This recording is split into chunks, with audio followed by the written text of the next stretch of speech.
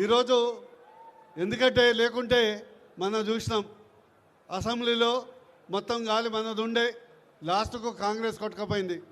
ఈరోజు ప్రజాక్షేత్రంలో మీరు అడగవలసిన అవసరం ఉంది.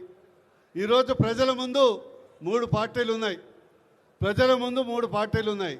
ఒకటి కాంగ్రెస్, రెండు బీఆర్ఎస్, మూడు బీజేపీ. ఈ సందర్భంగా మీరు ప్రశ్నించాల్సిన అవసరం ఉంది. ఈరోజు ముఖ్యమంత్రి రేవంత్ రెడ్డి గారు ఏమన్నారు? మాది ఇక్కడ లంక బిందెలు ఉన్నాయంటే ఖాళీ కుండలు ఉన్నాయన్నారు. వారు 6 గ్యారెంటీలు కాదు, ఒక్క గ్యారెంటీ కూడా అమలు చేసే పరిస్థితి లేదు. ప్రజలకు పోయి చెప్పాల్సిన అవసరం ఉంది.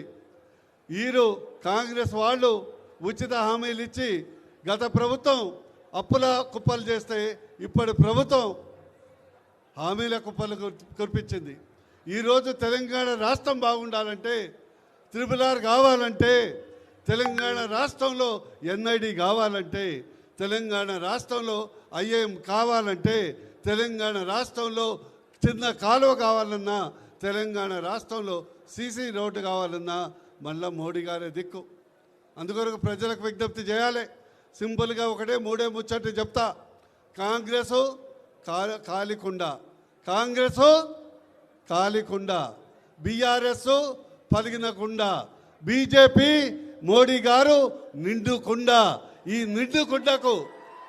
నిండుకుండకు బీజేపీకి ఓటేస్తే మీ కుటుంబం బాగుంటుంది, మీ యొక్క గ్రామం బాగుంటుంది, మన రాష్ట్రం బాగుంటుంది, దేశం బాగుంటుందని చెప్పి ప్రజలు ఓట్లేయడానికి సిద్ధంగా ఉన్నారు.